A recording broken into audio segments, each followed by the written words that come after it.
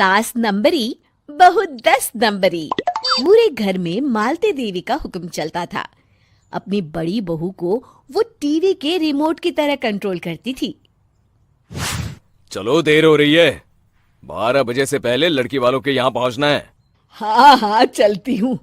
मैं तो भगवान से बस ये दुआ कर रही हूँ कि जिस तरह मेरी बड़ी बहू मेरी मुट्ठी में है, उसी तरह मेरी छोटी बहू भी मेरे इशारे पे नाचे। अरे भगवान, भला इस घर में किसकी हिम्मत है जो तुम्हारे खिलाफ जाने की हिमाकत करे। इस तरह मालती देवी अपने छोटे बेटे की भी शादी कर देती हैं। मालती की छोटी बहू फैशन डिजाइनर का कोर्स करके आई थी। उसका सपना था कि शादी के बाद वो अपना खुद का बुटीक खोले। एक दिन, क्या बात है छोटी, तू तो एक से बढ़कर एक डिजाइन बना लेती है। इसमें कौन सी बड़ी बात है दीदी? आप चाहे तो मैं आपको भी सिखा सकती हूँ। हाँ, फिर हम दोनों मिलकर एक बुटीक खोल लेंगे। लेकिन दीदी, उसके लिए तो बहुत पैसे लगेंगे।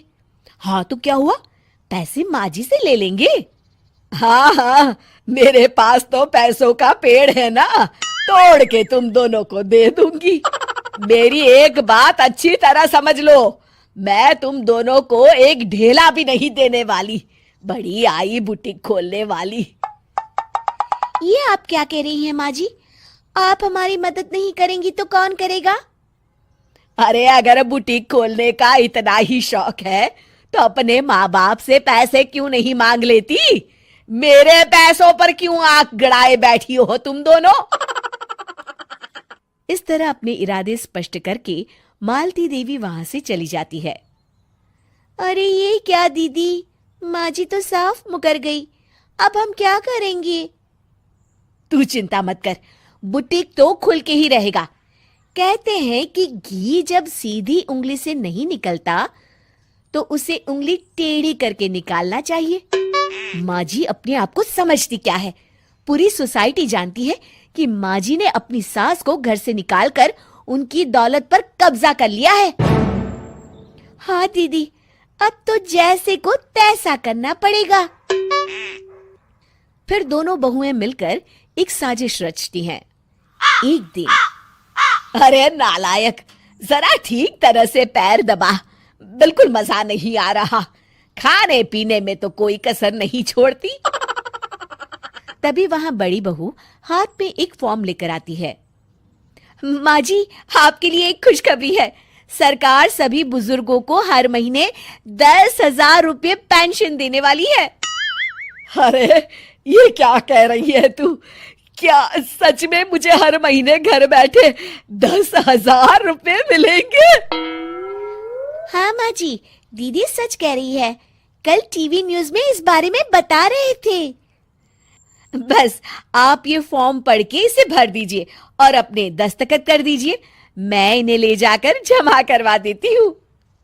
अरे नालायक, बड़ी कामचोर है तू। इस बुढ़ापे में कहाँ तुम मुझसे फार्म भरवा रही है? खुद ही भर ले, मैं दस्तखत कर देती हूँ। ठीक है माँ जी। फिर बड़ी बहू बड़ी चालाकी से फॉर्म के पन्नों के बीच प्रॉपर्टी के पेपर छिपा कर रख देती है और उन पर मालती देवी के दस्तखत करवा लेती है। कुछ दिनों के बाद मालती देवी अपने पति के साथ 2 दिनों के लिए अपने एक रिश्तेदार के यहाँ जाती है। दूसरी तरफ दोनों बहुएं पूरे घर पर अपना कब्जा कर लेती हैं। मालती देवी जब अपने रिश्तेदार के यहाँ से लौटती हैं, तब अपने कमरे में ताला लगा देख आग बबूला हो जाती है। अरे नालायको, मेरे कमरे में इतना बड़ा ताला किसने लगाया है? माँ जी, ये कमरा तो मैंने अपने बेटे रोहन को दे दिया है और आज से आप बाहर कोने में जो छोटा कमरा बना है ना, वहां रहेंगी। अच्छा, मैं उस सड़ेले कमरे में रहूंगी है? तेरी ये कहने की हिम्मत भी कैसे हुई? और मेरी इजाजत के बिना मेरा कमरा देने वाली तू होती कौन है? लगता है तू भूल गई, इस घर की मालकिन मैं हूं। तभी वहां छोटी बहू आती है। अरे माँ जी, आप इस घर की मालकिन नहीं है। अब इस घर की नई मालकिन हम दोनों बहुएं हैं। ये देखिए, इन प्रॉपर्टी के पेपर पर आप ही के दस्तखत है। अरे भाग्यवान, ये तुमने क्या कर दिया? दस्तखत करने से पहले एक बार ठीक से पढ़ तो लेती। अरे लेकिन मेरी बहुएं मेरे साथ ऐसा कैसे कर सकती है? अरे तो इसमें कौन सी अचरज की बात है? तुमने भी तो अपनी सास को घर से बाहर निकाल दिया था। टूटा फूटा ही सही, शुक्र करो कि इन दोनों ने कम से कम हमें रहने के लिए कमरा तो दिया। तुमने तो अपनी सास को वो भी नहीं दिया था। आज समझ में आया, जैसी करनी वैसी भरनी। चलो, अपना सामान उठाओ और चलते हैं।